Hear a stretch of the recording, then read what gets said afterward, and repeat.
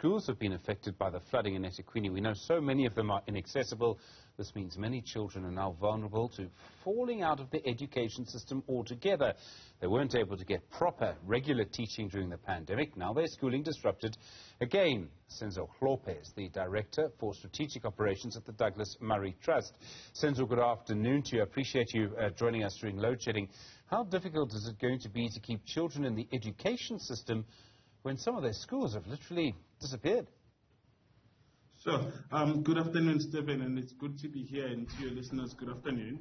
And I think, Stephen, maybe to start, it's useful to frame the conversation in the South African context, in that for South Africa, before COVID hit, children were already falling behind academically, meaning they were not performing at the level of the grade they were at. There were studies showing this. Obviously, during COVID, when we had the alternating school day system that we were using, children who were already at risk of disengaging with the schooling system were continuously falling behind. And unfortunately, for children from KwaZulu-Natal last year, July, during the riots, they also had some significant delays in their education attainment because of the riots. And unfortunately, as if that was not enough, they've also been a victim now of disaster of magnitude in proportion with the flood disasters of last week.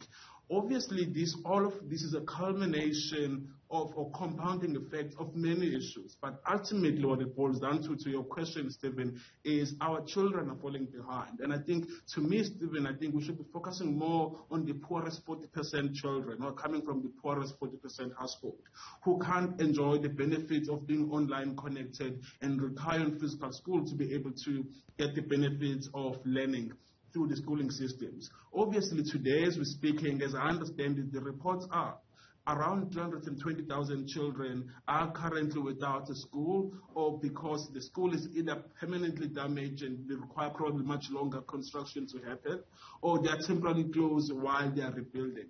So I think this, then, Stephen, is obviously a crisis. But I do think it's not all doom and gloom. There are opportunities that I think, under the current national state of disaster, which does allow policy deviation, even budget reallocation. I think one of the questions we should be thinking about is what is at the core of our education.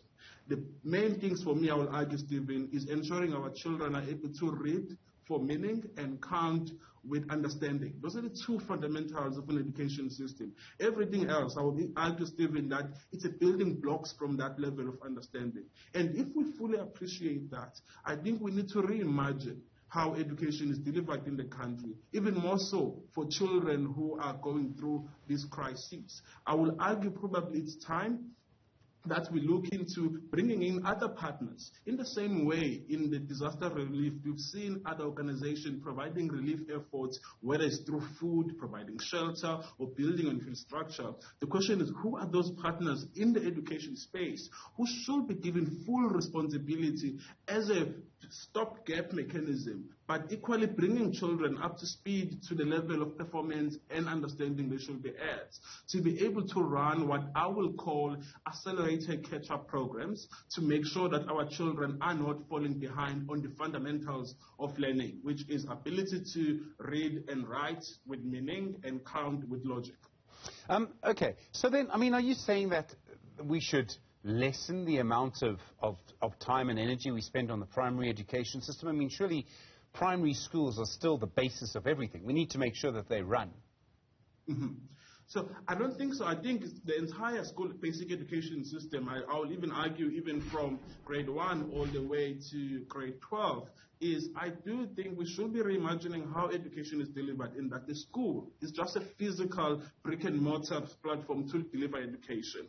A smaller group can be facilitated in a church, in a community hall, or in someone's available rendezvous in a rural setting, provided you have a capable facilitator who can be accredited and supported and given resources to run smaller groups, to just focus on the fundamentals. And I think that's what I'm talking about, to say business is unusual, schools are not available, our children should not then experience the brunt of that.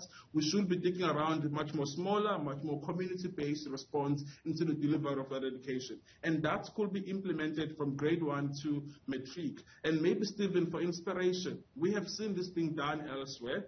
in Bangladesh when they were experiencing the refugee crisis, and there had a lot of children who were undocumented and not allocated a classroom or a schooling space. They came up with what is called the BREC model. It's a renowned model of an accelerated catch-up, and what we've seen studies showing is that they've seen learners improving their learning outcomes, but in magnitude, in magnifolds. And I think that's what this country is looking for. Even in South Africa, there are gems of hope, gems of wisdom that I think we can build on to start thinking around how do we layer that support for the children in KwaZulu-Natal, for even looking into partners like the Zero Dropout campaign through their Reading for Meaning accelerated catch-up program. I just think even within the country there are those. I do think it will require the Basic Education Department to be able to seek those deviations from the current policy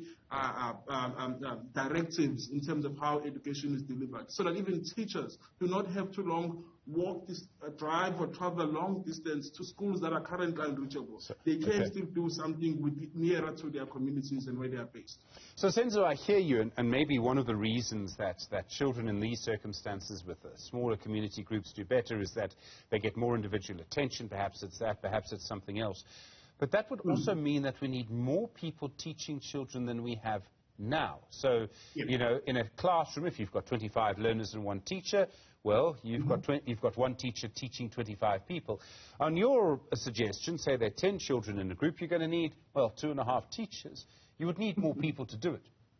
Yes. Yeah, we will need more people to do it, and that's why I think there is a role for civil society organizations who are working in the education space and not to be given full responsibility. I think right now we can even leverage the basic education employment initiatives, which is for the teacher assistant who are already deployed into schools, to say is what is the basic requirement to have a teacher professionals that we should be training and supporting to be running those small groups in which the qualified teachers are playing a supervisory quality assurance role to ensure that delivery. Yes, we're going to need more people to do that, but I think it's all possible. There are teachers who have been trained to become teachers who are currently unemployed, who could seize this opportunity to get even a learning experience. And again, if the focus is just purely on ensuring our children are able to read and write with meaning and able to count with logic, I think that's possible. I think in this country we have those opportunities, we have those platforms, but I do think it will require a proactive from a legislative side, just to think around how we are tracking the progress of our children. Senzo Hlophe, thank you, Director for Strategic Operations at the Douglas Murray Trust. It's a very interesting idea. I don't know how the Minister Angie Motshekga will feel about it, but